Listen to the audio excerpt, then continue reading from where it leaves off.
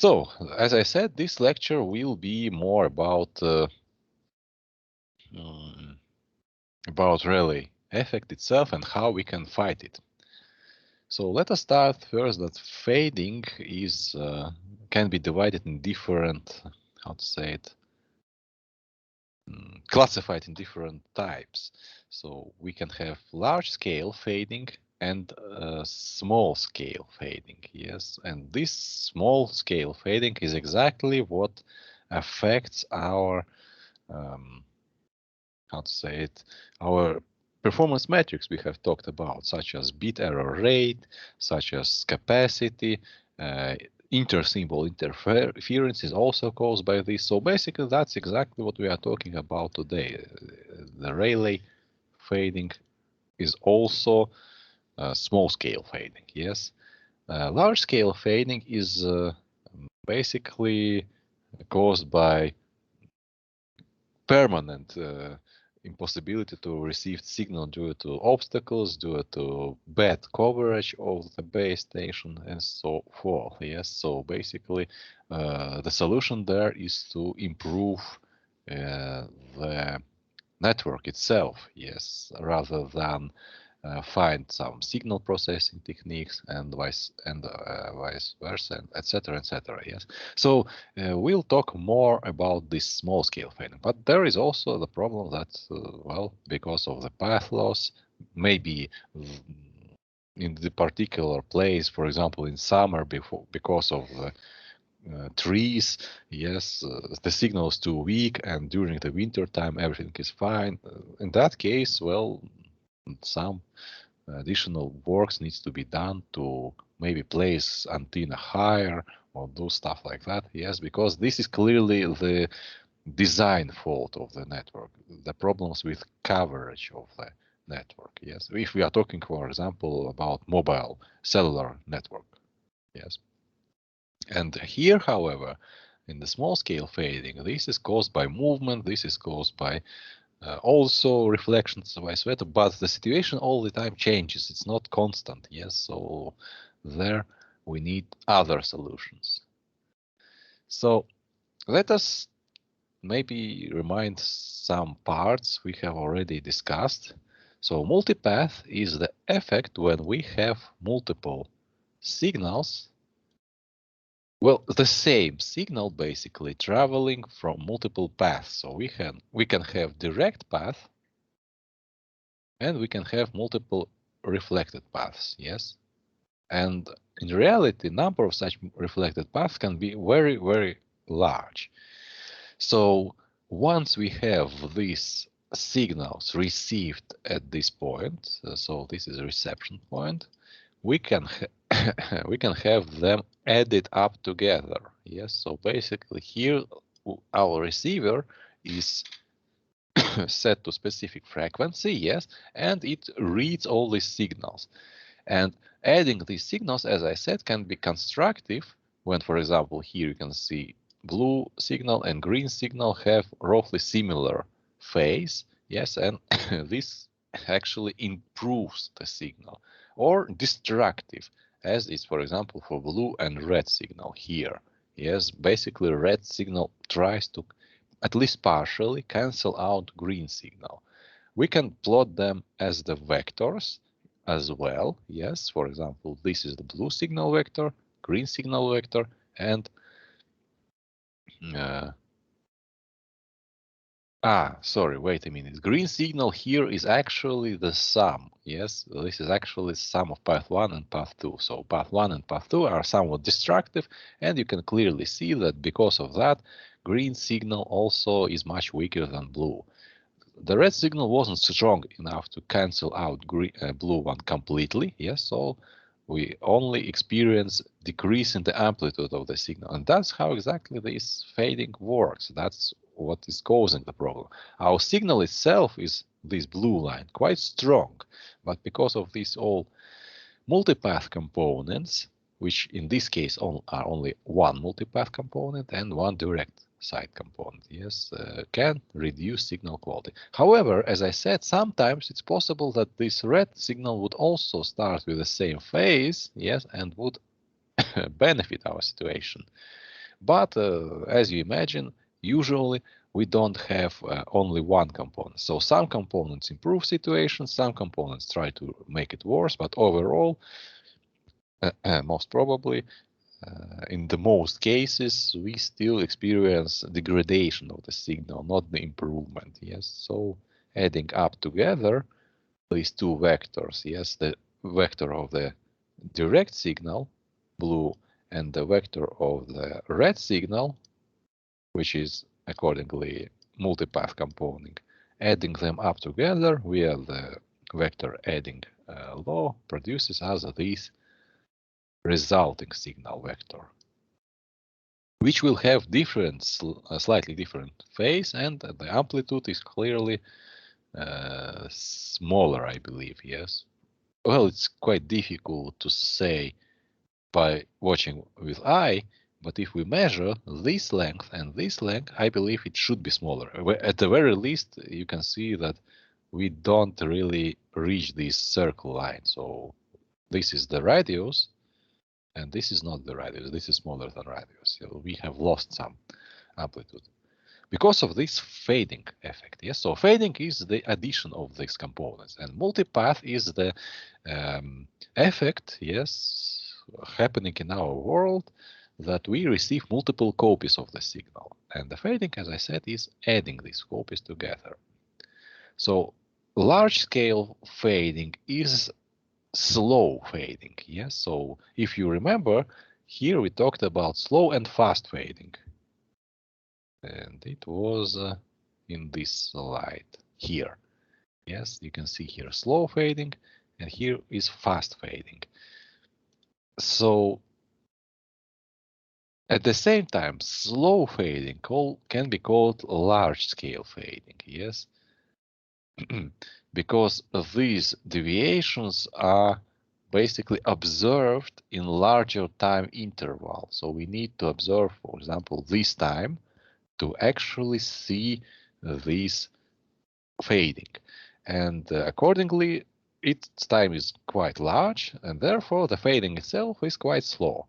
Now, for the small scale fading, as you can see, we need much less time to actually observe this fading. Yes, so for example here, yes, and this is happening much faster. So this fast scaling is fading is small scale fading. Yes. And the blue line itself is a normal propagation of the direct line signal, which with some travel distance loses some power. Yes. Well, basically in accordance to 1 divided by r square law, where r is the distance. Yes. And here we can see that we have logarithmical scale here. Yes, so basically logarithm of the distance, and accordingly power changes linearly. In that case, if it is expressed in decibel, which is also logarithmical scale. So the truth is that usually we have this large scale fading and this small scale fading happening at the same time. So it's not like they are somehow to be separated. Well, maybe not always we have this small scale fading, but if we have this small scale fading, then for certain we can be sure that some large scale fading there is also present. So basically what will happen is that this fast scaling will be happening around this. Yes, so it should look like somehow like this more, which I think it really almost does look like. Yes, almost.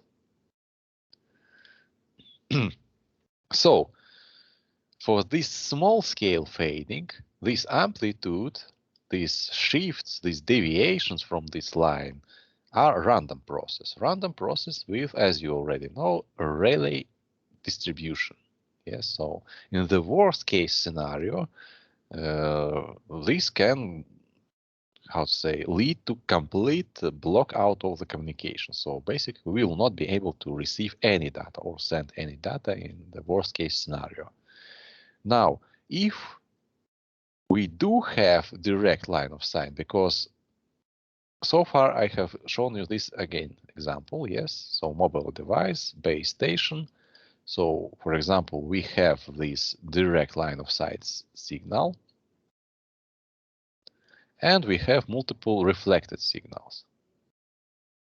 However, if in the worst case scenario we have some obstacle preventing us from receiving this signal, then we might have only these reflected signals, and these reflected signals will be all that we have. And that is exactly this worst case scenario, which is general Rayleigh fading model.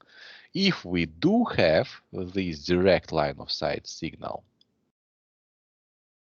then the model is actually, to be more precisely, called Rayleigh model. So this is not Rayleigh fading, but Rice distribution, yes. So this is called Rice distribution, which looks, I believe, very similar.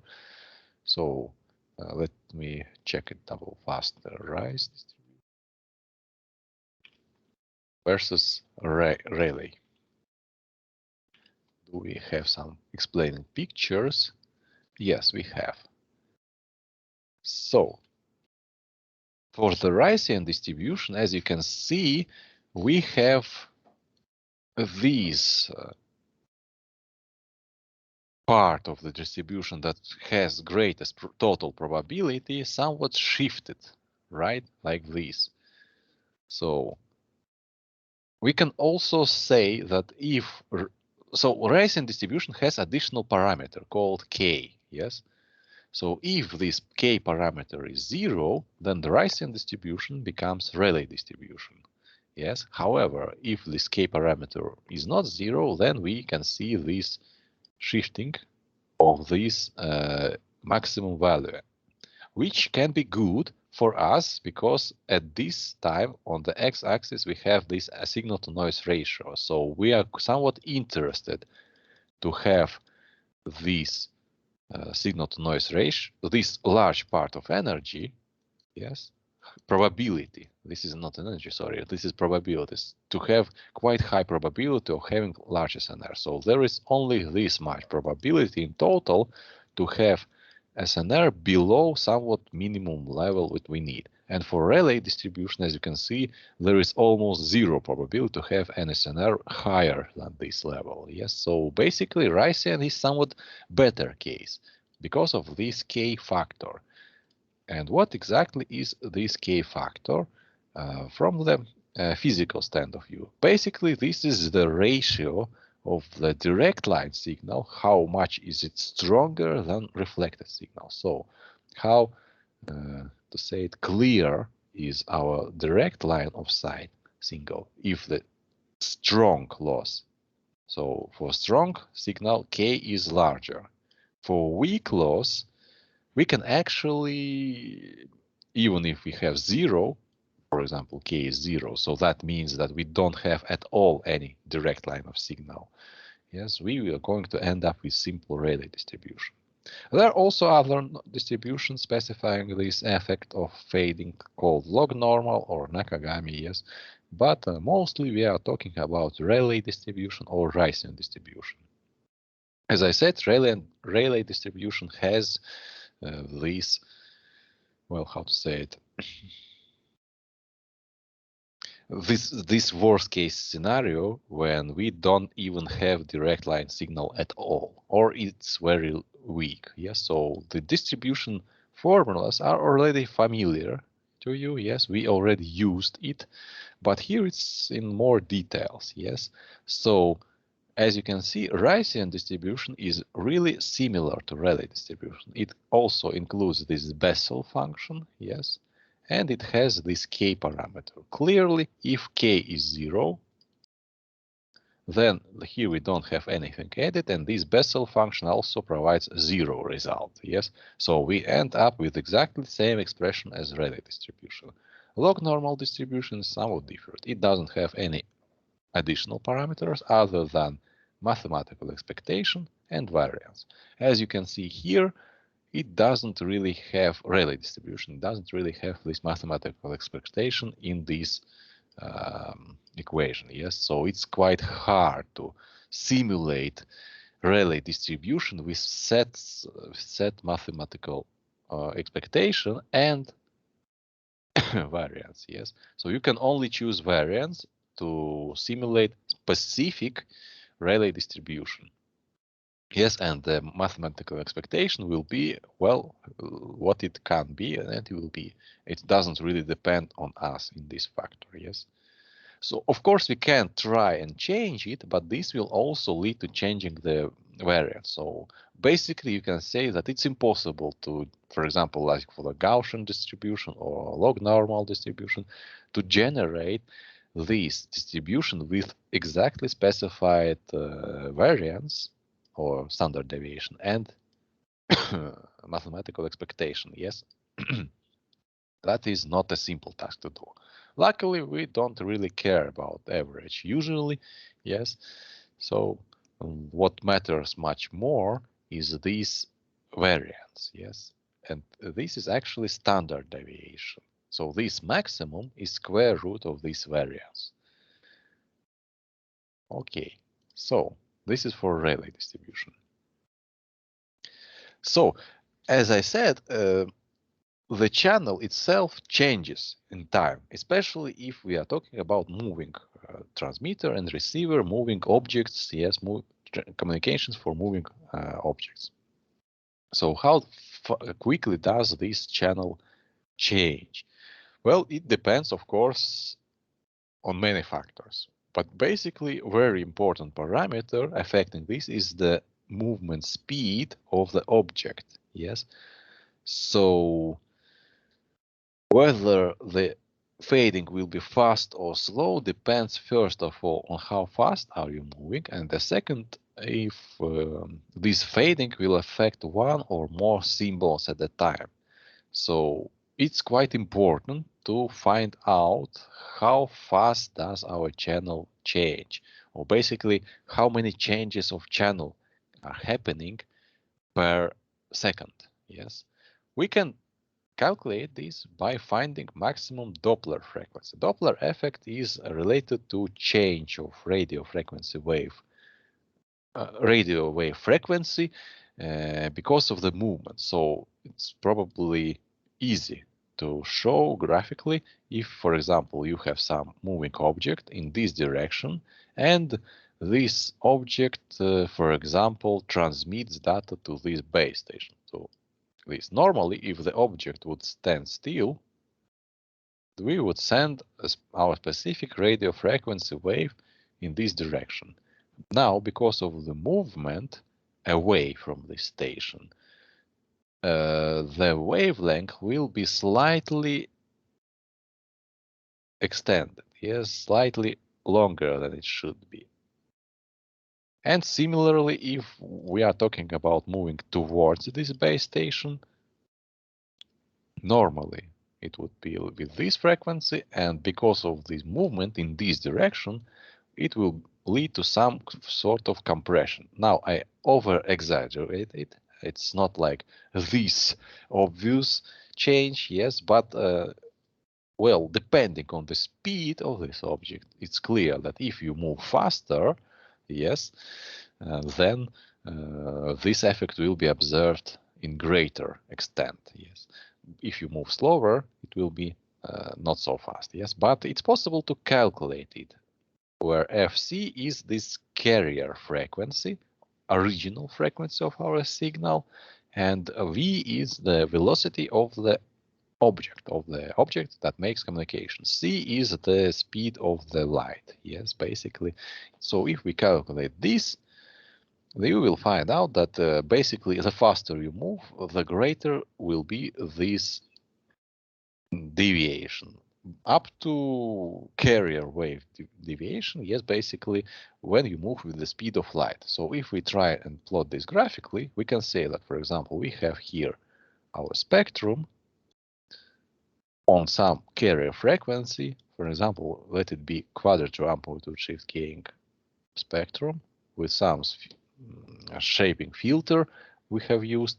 And if we have this Doppler shift, that will mean that this carrier frequency can move in some limits, yes. So this will be delta F Doppler, yes. And accordingly, all the spectrum can also move in these bounds, or like this, yes. So if we have V equal to C, then F maximum is going to be F carrier. So that means that these bounds would have been up to this 0, yes? And accordingly, the spectrum can move from here up to here, yes? And be in any place of this frequency band. Well, of course, you know that moving with speed of light is probably impossible. And at this, how to say, at this stage, the radio waves would change so significantly that it will be impossible to receive them at the other end either way, yes? So, this is just some speculation question. So what happens because of this because of these shifts of the frequency? Yes, for example, we can see this example that we have the level of the signal changing in time, and we have also some threshold called sensitivity, for example, for receiver.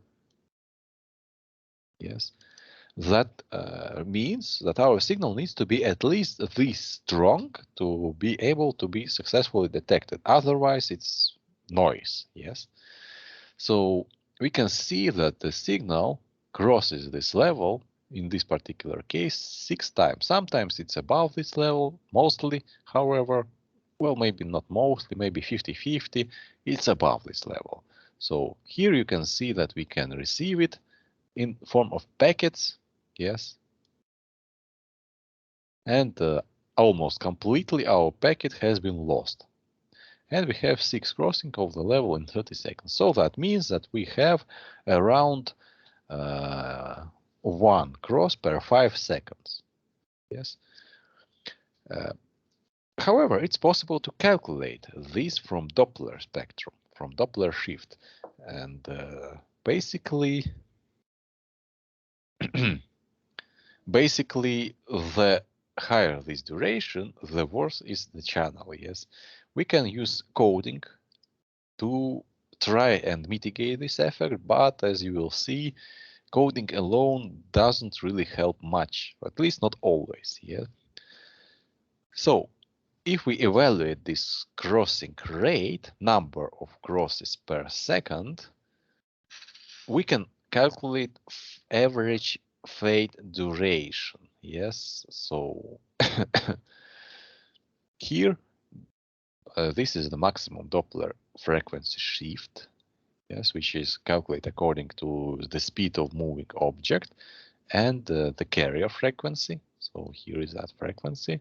R is the distance, and RMS is accordingly RMS value of this distance that changes. Now, if we calculate this, so yes, we have this average distance here. Yes, basically this is the formula of calculating this time duration, yes, fade duration. So let's see some example.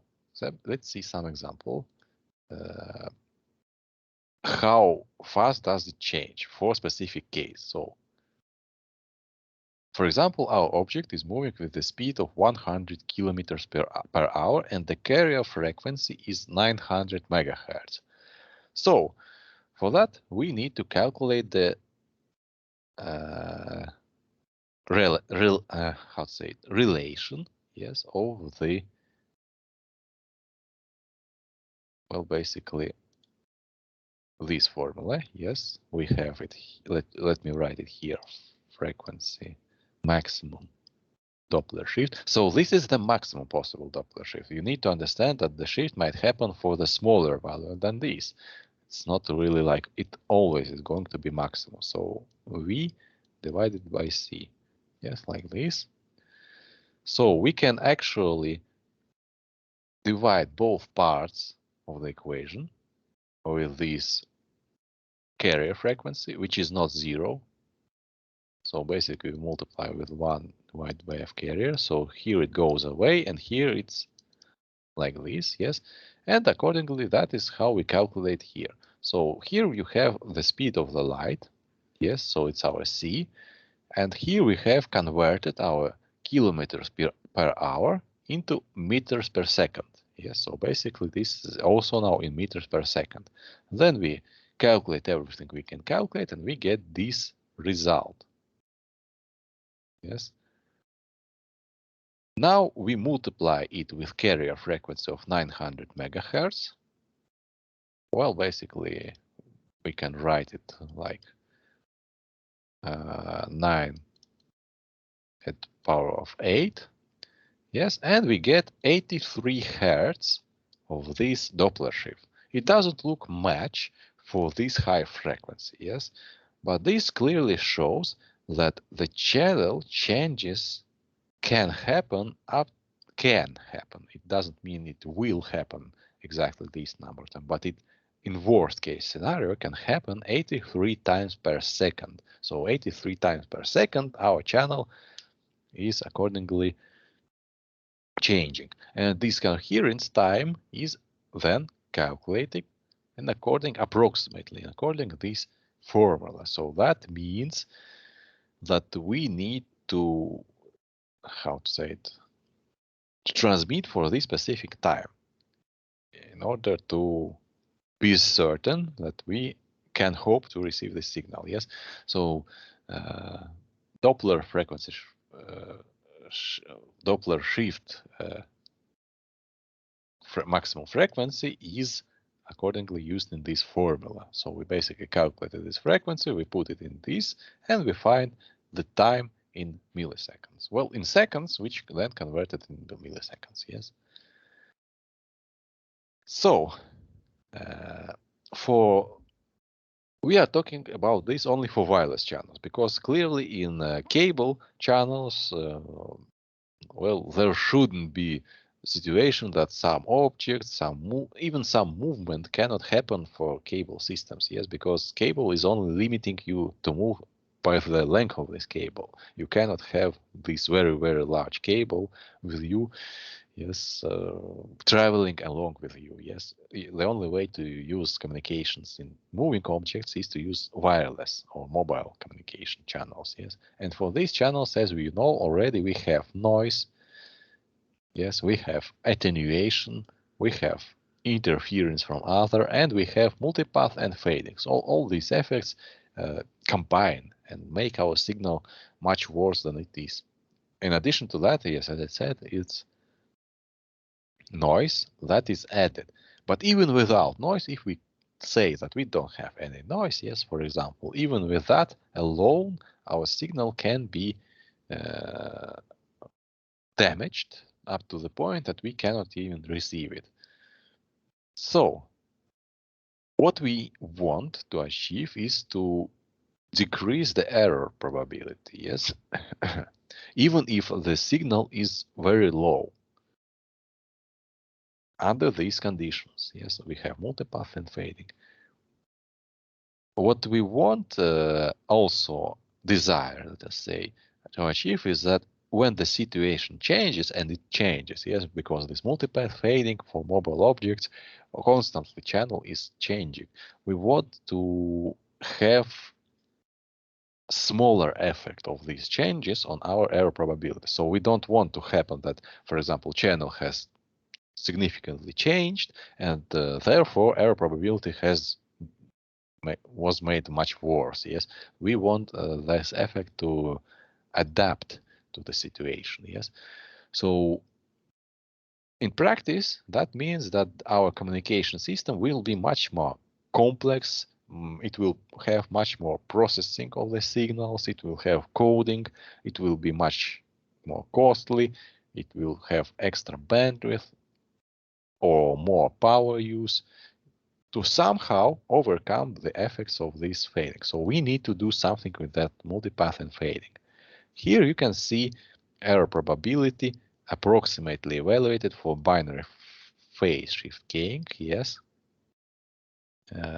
for Rayleigh fading channel and for normal non-fading channel, yes.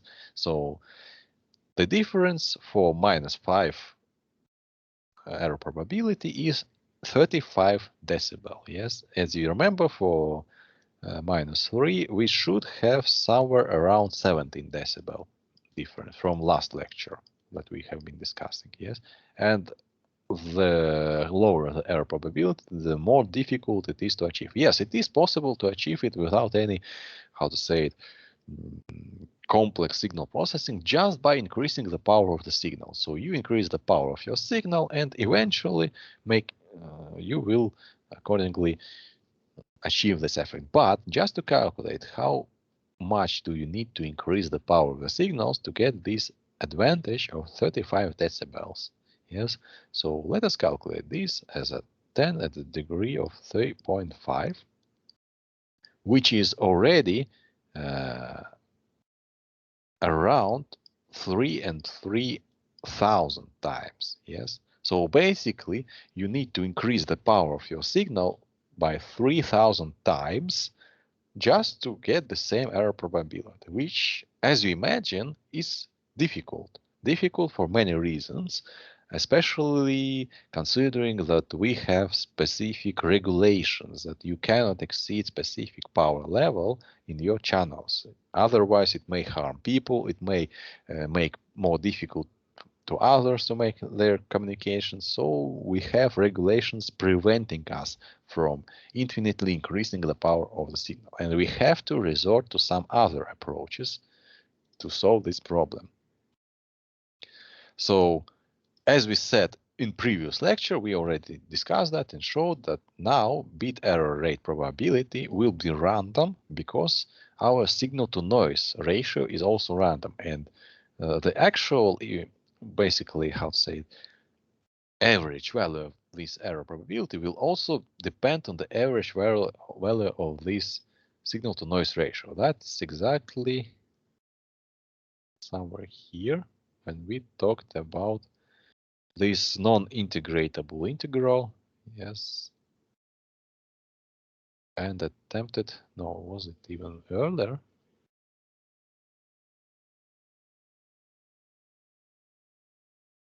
Yes, it was here, yes, that we actually take and calculate capacity over the average signal to noise ratio. Similarly, this works for calculating error probability. Yes, you can see that we have used average signal to noise ratio to calculate this symbol probability. Well, for binary phase shift keying, one symbol is 1 bit. So basically, this is still binary error probability.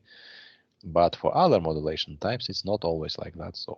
So here we have high values of the signal to noise ratio. The signal is strong and therefore the error probability is low. Here we have low signal to noise ratio and therefore error probability is approaching value of 0.5, which is the worst case, yes, which is complete chaos and completely impossible to tell is it 1 or 0. So how do we protect ourselves from this situation? We need to introduce more diversity. And you already have seen one of the possible solutions to increase this diversity is to use multiple antennas. Yes. So for example, CMO systems or even MIMO systems can also be used. But this is not, well, basically the only choice we can do. First of all, as we already said, we can increase the number or increase the power of the signal. But this is possible maybe to be used together with some other approaches. Yes, we can partially increase to somewhat level our signal strength. This will consume more energy. And unless it doesn't, how to say it, violate any regulations, we can do so. But it won't be enough. Yes, we need to do something else in addition to that. For example, add more advanced error control coding. Yes, so or repeat information. Yes, so send the same data multiple times. Now we can use also frequency hopping and orthogonal frequency division multiplexing modulation type. Yes, that basically can help us a lot, yes, in this case. And that's why we basically try to use for Wi-Fi networks OFDM modulation type. Even for LTE we have been used OFDM. Now it has some energy issues, yes, energy efficiency issues, but it's expected that for 5G, at least in some direction, yes, we are still going to use some modified version of this OFDM, yes. So this is a good solution. Now we can use multiple antennas, yes, MIMO, CMO, and so forth. We can use polarization, and we can always use everything together. Yes, so nothing prevents us from using more of these methods at the same time. We are not really, how to say, limited to one option. So, for example, if we have two copies of the signal sent, yes, so basically we have signal 1 and we have the same signal sent via the second antenna, for example, yes, now we have two possible signals to extract information from. And when, for example, we have in the first signal this minimum, here we are going to have this maximum, yes. And of course, it's quite tricky to determine which signal should we trust more, yes, in this particular case. But from basic idea, yes, it's quite understandable that this provides us extra information that can improve our basically performance, that can improve our chances of receiving data correctly. Yes, and here you can see that if we change the order of diversity, yes, so here we have no diversity, here we have diversity of order 2. For example, we sent 2 signals, here we have diversity of the order 4, so we get closer and closer to non-fading channel, yes. But there are, of course, some costs to this diversity. You have to use more bandwidth, for example. You have to use advanced signal processing. You have to use more coding. And as you know, coding for errors also introduces some control symbols, which consume transmission time of your channel, because these error correction symbols code are not really, how to say it, sending useful information. This is the system information used to correct some of the errors. And of course, some problems may be difficult to be implemented, yes. Especially if we are talking about multiple channels, we need to actually make certain that the strength of the signal in these channels is the same, yes. So we need to equalize them somehow. So that's also one of the problems. Now, then we can use frequency hopping, meaning that we use different frequency for sending different, how to say it, in different time intervals, we use different frequency to send data. That's actually quite good approach for mobile communications, considering that there can be different users using the same channel, and you just rotate the frequencies between different users. So, for example, at this first time interval, user 1 had frequency f1, user 2 had frequency f2, user 3 had frequency f3. So, user 1, user 2, user 3. And the next hop band, these frequencies are reassigned between these users, for example, like this. Then in the next band, they are again reassigned, and so forth and so forth, according to some specific code. Now, of course, you need to make certain that no users are using the same carrier frequency at the same time. But the fact is that, for example, if for the user 1, F1 in his current position produces bad result, then he will suffer for that only for this time duration. For the F2 and F3 frequencies, for example, do not have these frequency problems, do not have this fading, because as you imagine, the fading occurs because of the constructive or destructive addition of this phase. Well, where is that picture here?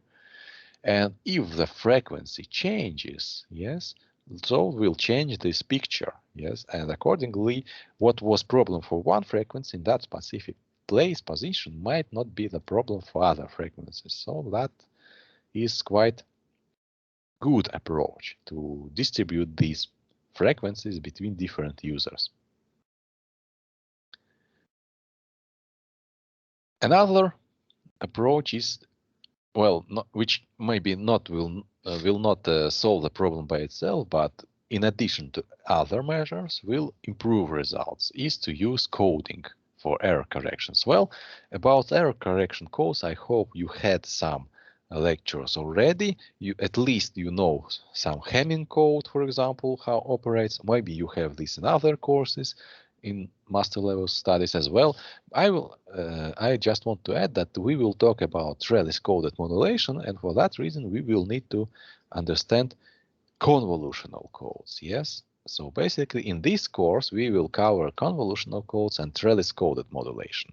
It's assumed that for now you already are at least familiar at the level of the concept with block codes.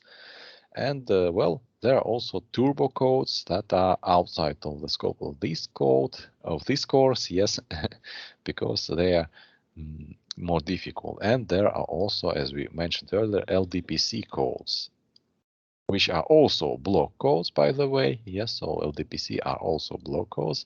They are quite advanced, require quite high computational resources, but also provide very good results and are today quite hot topic, quite researched area, yes, and quite used for real communication devices.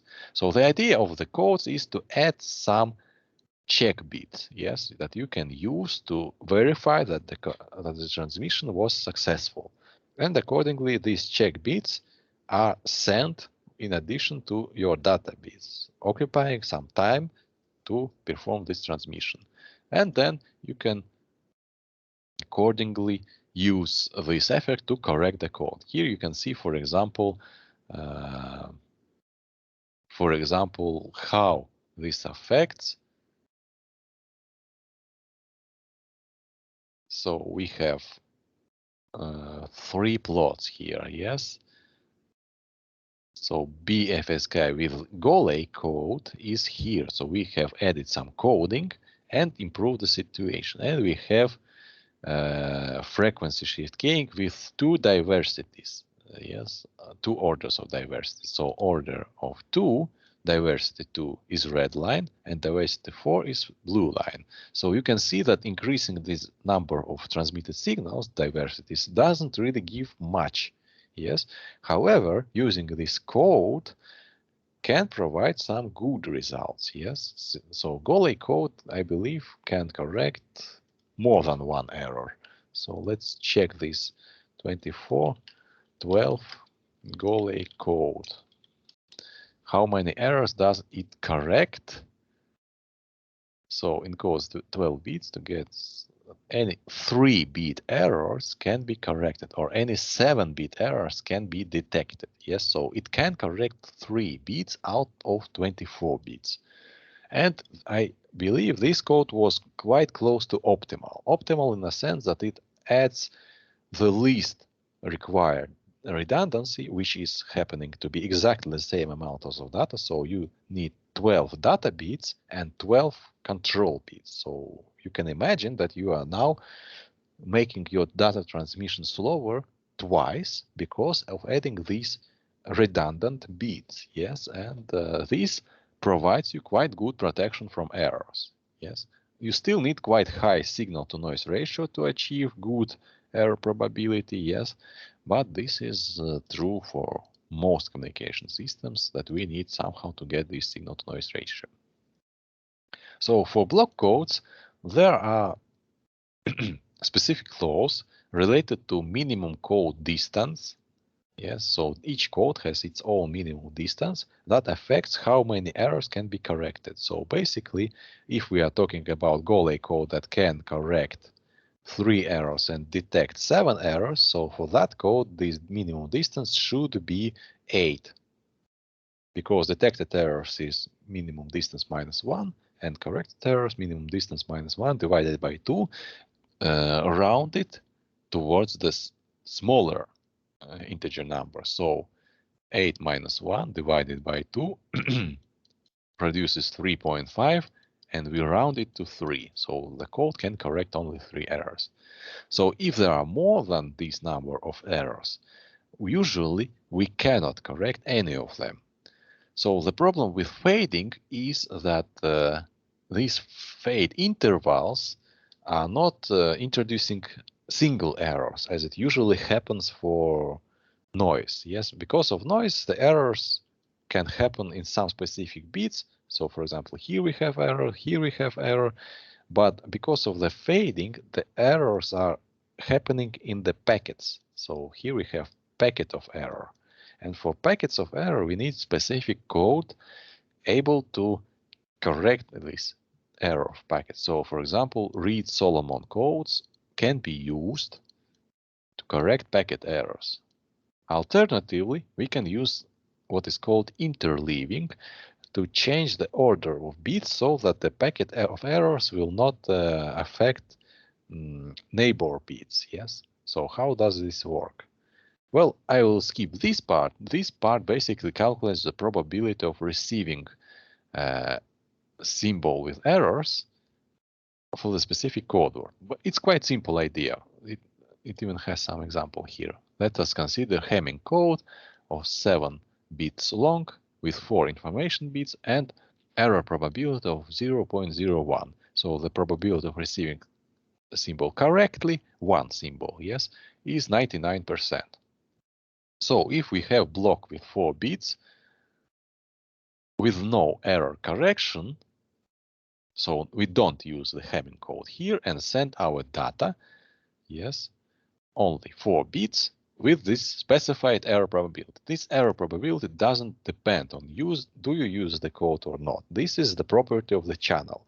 And now we say that it's the probability to receive all 4 bits without error is very simple to calculate. So you multiply 0.99 for first symbol, for the second symbol. So these are independent events, yes. So you multiply probability of each event and get this number, 96% to receive symbol without any errors. Now, the opposite event is accordingly 1 minus the probability of receiving without errors, and this is 4% that you will have at least one error, Yes, we don't know how many we will receive. It's possible to calculate, yes, and we do so here. Now, if we do use error correction, yes, so in that case, the probability to receive symbol without errors consists of 2 parts. First is when actually there is no error in any of 7 bits. So it's calculated the same way, p at the power of 7.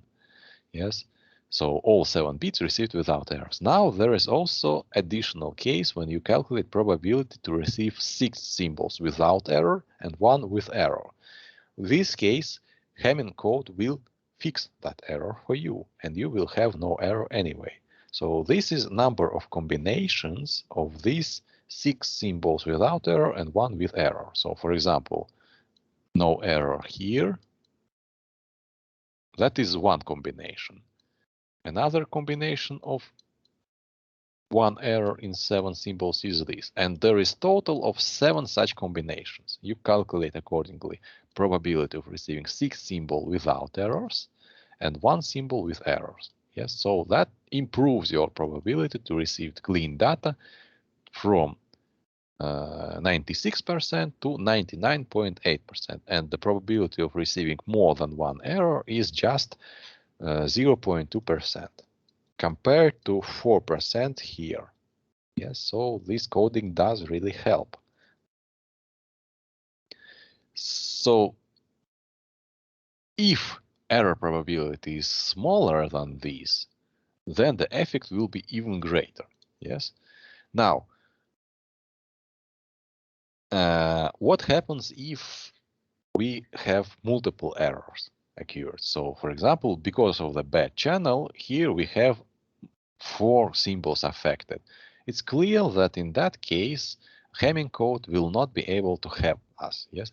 As a matter of fact, if you are familiar with these codes, you should know that when we have two errors in the code word, that will introduce another error. So basically, these two errors in this code word will be resulting in 3 errors after unsuccessful decoding. And here we also have unsuccessful decoding, meaning that these 4 errors will become 6 errors because incorrect decoding. So what we are going to do is to interleave data by sending them in changed order. Yes, so basically it's quite simple to do. We simply have this memory filling with the code words. So you write down in row code word 1, in row code word 2, in row code word 3, and row code word 4. And then you read each column. So you basically transpose this matrix and read the result. So you can see now the order of symbols has changed.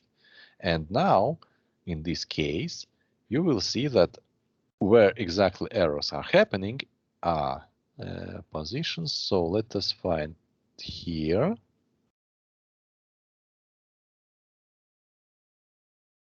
Sorry, no. So that error packet would have happened regardless of do we use interleaving or not in the same position. Yes, so you can see that it is now happening in this place. And if we look at the code word wise, each of the code words has only one error which will be successfully corrected, and everything will be fine because we use this interleaving. Now, interleaving is often used as a part of coding device. Now, for convolutional codes, I will not spend much time here, but we can say that this doesn't make blocks of information. So this is uninterrupted coding.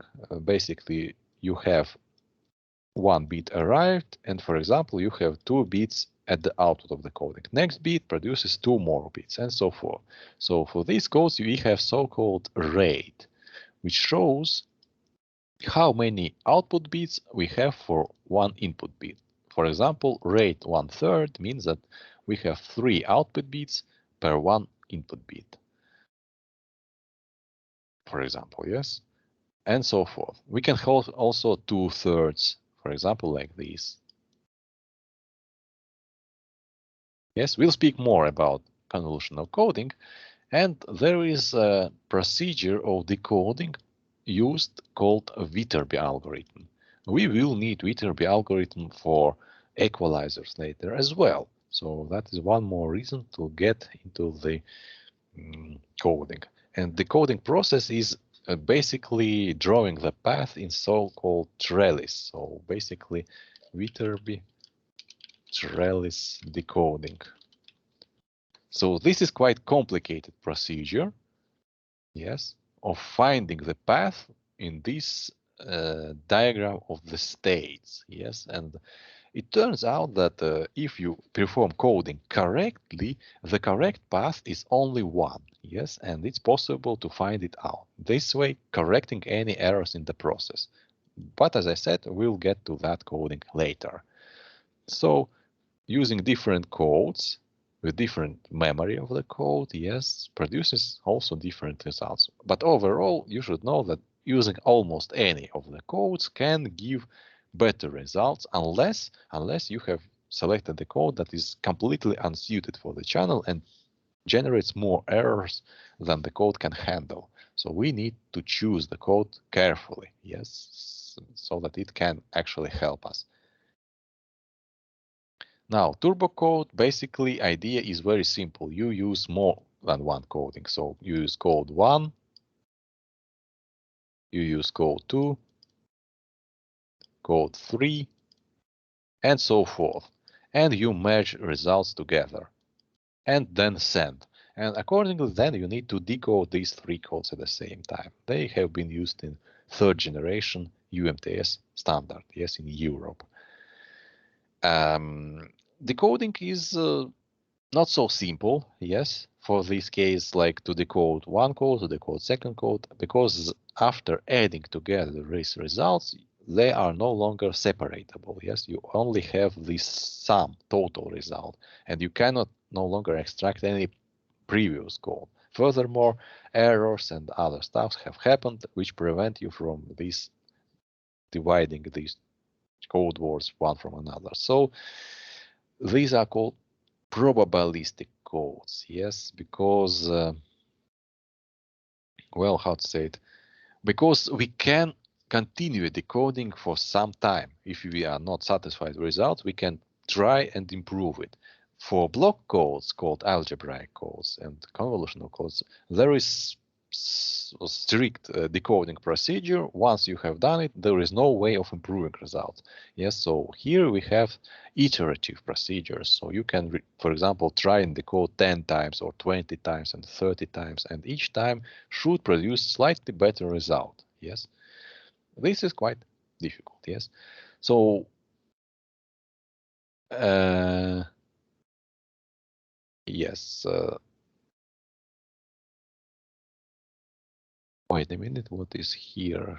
So we have Shannon limit for rate 1/2 coding. We have uncoded result, yes, basically without coding, and you can see that this distance from this limit is this high. And turbo code was one of the codes that got quite close to this Shannon limit, yes. And again, let's say it's quite difficult to reach Shannon limit, and that was some time ago. Turbo codes were presented by few people, yes, and at the beginning, no one even believed that the code can be that good. But it turned out that actually turbo codes are really good. Nowadays, LDPC codes, I believe, got even closer to this Shannon limit. Yes, so that's one more thing to consider when choosing the code for the channel. So here is some additional information with some source about how this turbo code works, but we are more interested in other cases. So here we have M receiving antennas. Yes, so that gives us diversity order to M. So basically we use multiple antennas and separate in the space-time domain our signal. So we send different antennas, different channels, and located in different positions. So that alone, for example, if you have this mobile phone with antenna 1 and antenna 2, yes, and base station, that alone produces slightly different results here and results here, yes. And accordingly, we also have reflected signals, for example, multipath here, which will travel slightly different distance, and because of that difference, we will be able to make it a little bit easier, yes, to receive signal. So that's the idea behind that. That this, even though mobile phone has, I don't know, in centimeters this difference, yes, it's still enough to actually get another version of the signal, and accordingly, by using some quite complex processing of the signals, yes, mathematically intensive, it's possible to actually improve result. So we will not discuss MIMO antennas so far in this course. At least I don't think we had such plans. But if we will have free time left, I'm sure we will try and make some simulations maybe about these MIMO antennas to understand better how do they work. Yes, so for my, yes, that was for CMO antennas, yes? So input was single and multiple outputs. For MIMO antennas, we can make it even better by making multiple inputs, yes? So again, here's some additional mathematical background. And, well, we'll skip that for now, yes? So what's important is that here, yes, what's important is that these effects can lead to intersimple interference, right? because time duration of the pulses can change, yes, because of traveling through signals. So basically our pulse becomes wider, yes. We have additional jitter effect, we can say, yes, that this pulse slightly moves, and it can happen that it can interfere with neighbor symbols as well. So yes, honestly, it's quite difficult without explaining of the author to understand what exactly was meant here, but I assume that we are talking about three components, about three paths of the channel, yes? And accordingly, here you can see path 1, path 2, and path 3. And clearly we can see that somewhere here we have interference between symbols. Yes, so that this is the first symbol, second symbol, and third symbol interfering.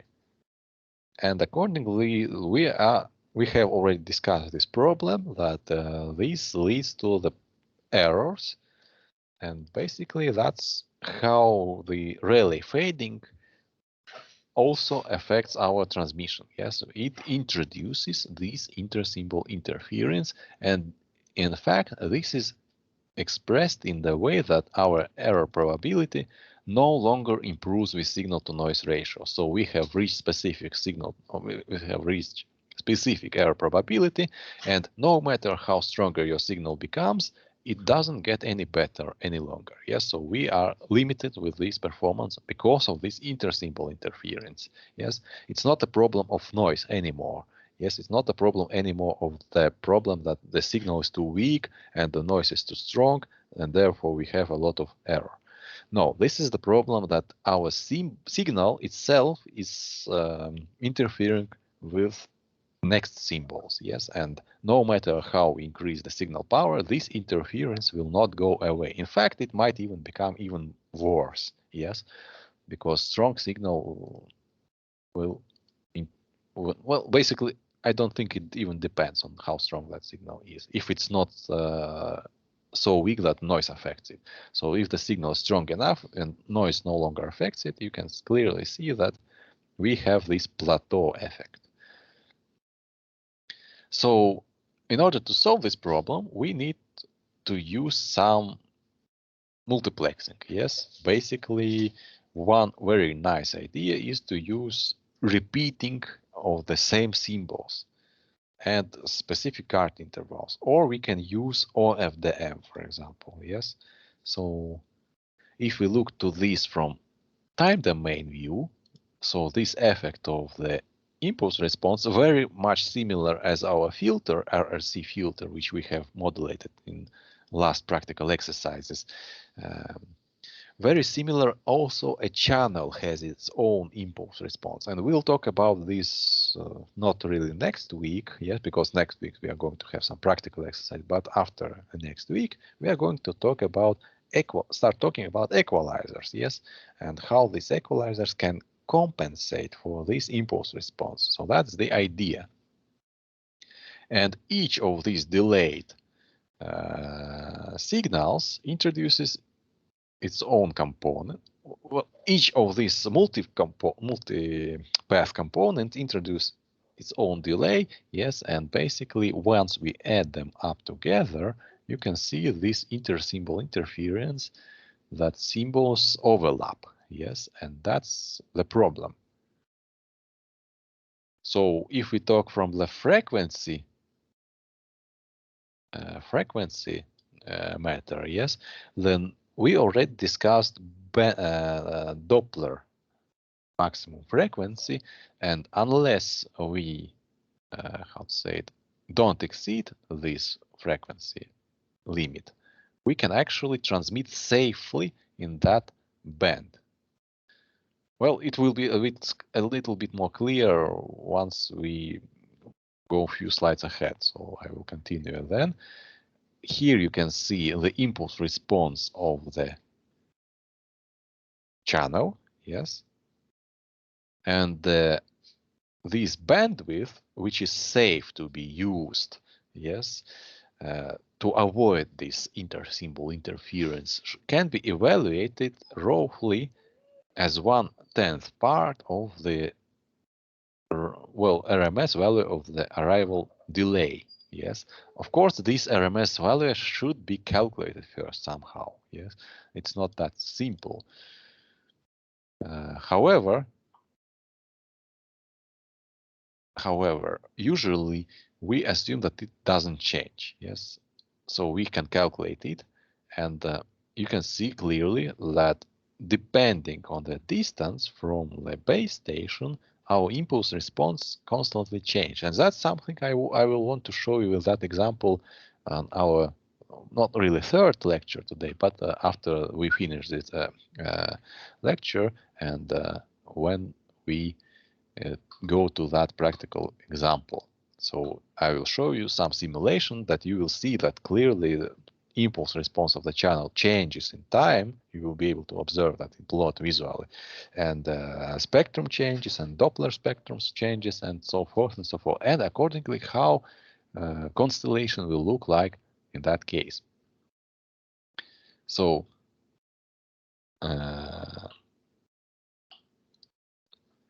the larger spread of the delay, so basically the larger range of this delay. So basically we have some minimum delay possible and we have some maximum delay possible. So the wider is this range, the lower data transmission rate, the lower capacity can be supported. And we, as a matter of fact, we already discussed that as well here in this lecture when we talked about outage capacity. Yes, so this was related to some specific minimum signal to noise ratio, but in fact it also depends on this time delay changes. Yes, so I believe now we should see some example. Yes, we have some example. So for example, we have this impulse response of the channel. So basically at 0, we have direct line of sight signal. Now we have, this is the first reflected or multipath channel signal. This is the second, the third, and the fourth. Yes, so we have 4 multipath channels and 1 direct line channel. Each of them has their own power. Yes, some of them stronger, some are weaker, and delay. So basically power, delay, power, delay, power, delay, and so forth. So we can calculate this delay value, RMS, if we calculate the following 2 values. First of all, we want to calculate maximum of this time delay. Yes, so we calculate it like multiplying power with delay, power with delay, power with delay, adding up everything together and divide with the total power. Yes, so power divided by power leaves us with seconds units. Yes, and accordingly this produces this result. Similarly, we go and do the same for the second order of this delay. Yes, so we now calculate delay squared, and the power is the same as it was from this table. Yes, again we divide with the power and get this result. So in order to get this RMS estimate, we subtract from t squared, we subtract this moment and calculate square root. So that is our RMS time evaluation for this impulse response. Yes, and accordingly the bandwidth is evaluated as 1 divided by 10 divided by tau RMS. Yes. And accordingly, it's in this particular case 72 kilohertz. So that means as long as as the bandwidth of your signal is within these limits, you should not suffer from the inter-symbol interference. But you might say that this affects our capacity directly. So even in the best case scenario, that means that we can hope only to get 72 kilobits per second. That is a very small amount, yes. But it's not a problem because we can use OFDM approach, yes. And basically for OFDM approach, what you are going to do is you are going to split this bandwidth into pieces. Yes, into pieces of these 72 kilohertz. And therefore, each of these sub-channels is not going to suffer from inter-symbol interference much, and accordingly, everything should work much better, if not perfectly. If we introduce some coding as well, if we introduce some equalizers and so forth. So that means that this is a way how we can work with that. Yes, so here you can see two pictures. When we have signal bandwidth below within these limits, yes, and when we have signal bandwidth outside of the channel limits. So this is wideband signal, this is narrowband signal. And this is good, and well, this is basically bad. Yes, and the situation here is the same. So we have transmitted signal, we have channel, we have received signal. So depending on the how long is our symbol and what is our bandwidth, we can have four cases. Yes, we can have flat channel response if we are within the bandwidth. Yes, so basically this case. So basically in both cases, flat is within that, yes.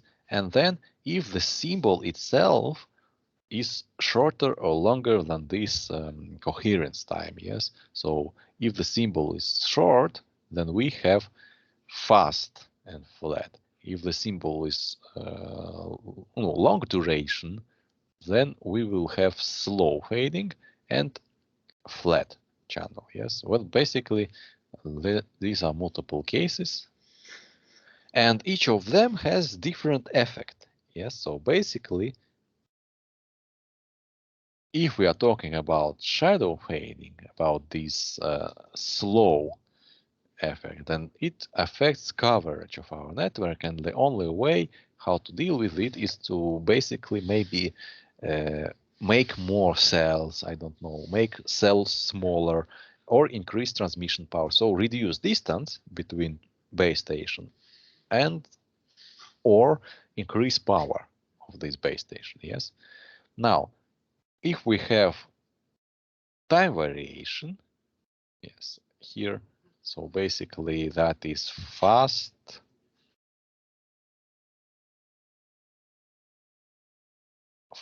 and flat, I believe. No, wait a minute. Here we have 1, 2, 3, 4. Well, I believe this should be fine. Yes, so basically this is automatically the best case. So we are now discussing the remaining three cases. And what was the slow fading here was that is first. Now, frequency selective, yes, fast and frequency selective is 3, and this should be, I believe, second from this table. So here we can use additional error correction codes, interleaving, frequency hopping, diversity to improve this result, yes, so, because currently we don't have much problem with bandwidth, but we have more problem with that our symbols are too short, and basically if in addition to that we will have problems with bandwidth, yes, that we have fading happening, then coding alone cannot help us much because of inter-symbol interference, as you have been able to observe here, yes. Even with coding, this will not help much. It will still plateau at some value, and we have to use additional methods called equalizers, spread spectrum methods, OFDM, some directional antennas preventing from reflections happening, and so forth, yes. So here, the same diagram with visual, basically, visual representation. Again, we talk about intersymbol interference once again, yes, and here we have added this fading picture, yes. That is one of the reasons this intersymbol interference is actually happening, yes. So,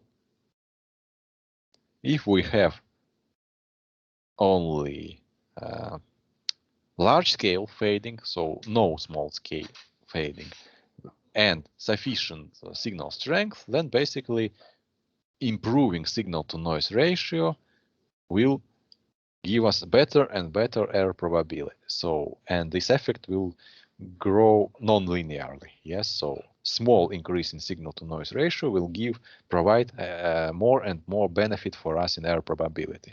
Now, if we have just flat fading without time dispersion, no intersymbol interference, but problems with the signal strength, yes, then this will be linear. Yes, now again, we can use different diversity, multiple antennas and so forth, just to make this line better, but overall it still is going to be linear. Yes, now if we have this intersymbol interference of happening because of this time dispersion, because of changing of the time when pulses arrive, then we will have this plateau effect and need to do something to prevent. And you can actually see that the error probability is not that good here. It's 10 of the minus 2, yes? And there is no way we can, without any coding and anything else, to improve the situation unless we do some equalizing or OFDM or spread spectrum method, yes? So these are the only means of overcoming these effects. So even if the power is infinitely large, as you can see here for 45 signal to noise ratio, the effect, well, doesn't give anything. It's very bad result compared to this. This at 45 decibel should have, I don't know how many, maybe 10 at minus 27, something like that, error probability, blue line. So, about equalizers, we are going to start our course soon, but the idea is very similar to these RRC filters we have been talked about. Do you remember that we have discussed that in ideal case, we want to use raised cosine filter, but because we need to put a filter in transmitter and receiver, so we had to actually split this filter response in two parts. Each of them was square root of the raised cosine filter, and accordingly here it was placed. Yes, I think you should remember that. Yes. And in fact, when we tried and watched the signal after the first filter but without the second filter, we were able to see that we have uncontrolled number of errors. So that's basically what happens because of the fading channel, because fading channel can be similar to this simple filter. And just like our RC filter, to compensate it, we need another filter that would in total with all these four filters. So basically, this is our channel filter we have already agreed on. Yes, this is the channel which we do not control. Yes, the only thing we have control here is this equalizer. So the idea is to have this HRC, or let me better say that this is H transmitter, this is H channel, this is H receiver, and this is H equalizer. So what we want to do is to make sure that this multiplication of all the four of them, I'm going to write them separately here, H channel and H equalizer, provides us Nyquist function. So let me remind you that Nyquist function should have zeros at the symbol reading time intervals. There are multiple such functions, such as raised cosine with different roll-off factor. Yes.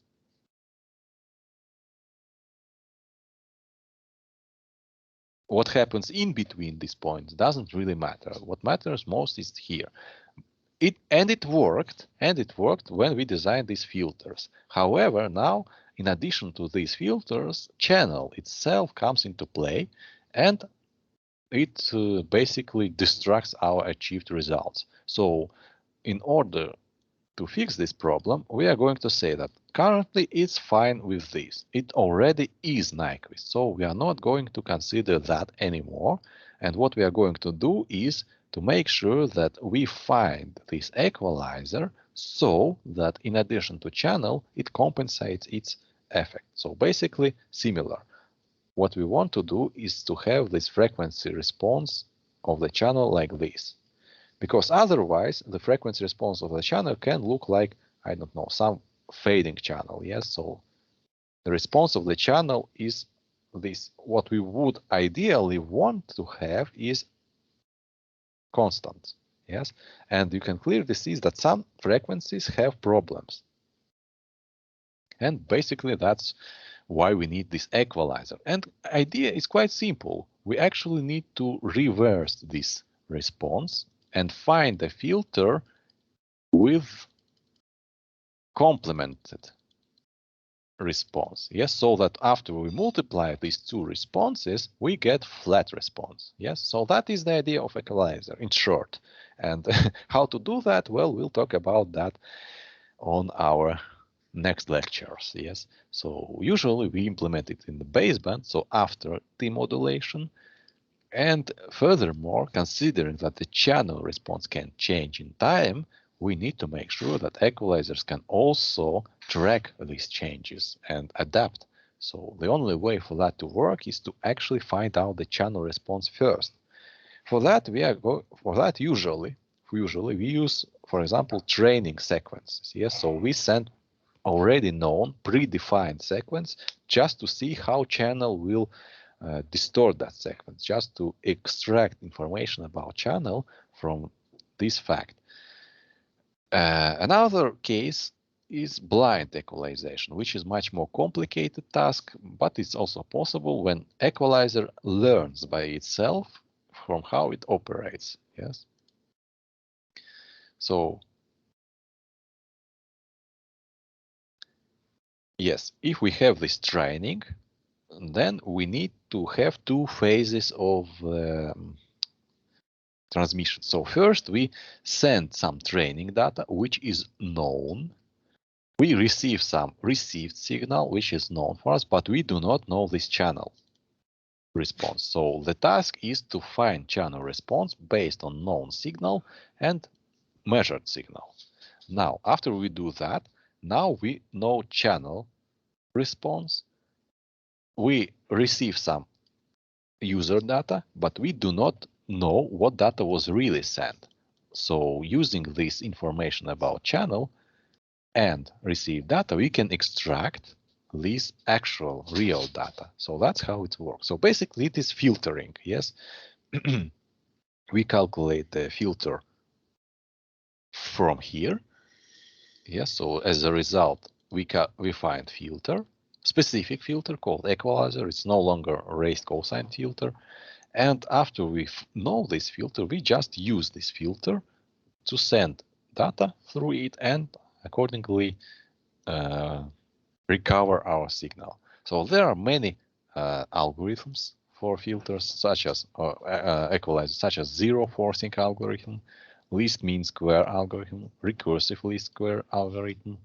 There are also non-linear called maximum likelihood sequence estimator, which is again Viterbi algorithm I was mentioning before, and we will study it in more details. There are also decision feedback equalizers and so forth. Of course, they have problems, yes, and they are quite complex.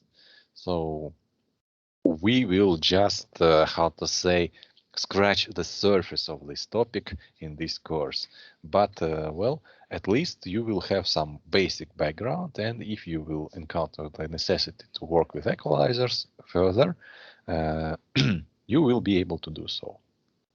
So, okay, this concludes the second part of the lecture, and then I believe after short break we will need like 20 more minutes around this, or maybe half an hour to show some demonstration in MATLAB. So do you have any questions so far? So far, no questions. Okay, so thank you. Then let us make a short break of 12 minutes, and at 11:40 I will show you some MATLAB code demonstrations and that constellation for TCM I promised also. Yes, so see you then in 12 minutes, and that will be some more relaxing, yes, topic, just to see how it works in simulation. This impulse response, this fading, this how was it called? The Doppler effect of the spectrum. Yes, so I will try and show you some pictures, some dynamically changing in time pictures, just to highlight the problem what we are trying to solve better. So thank you, and see you in 10 minutes.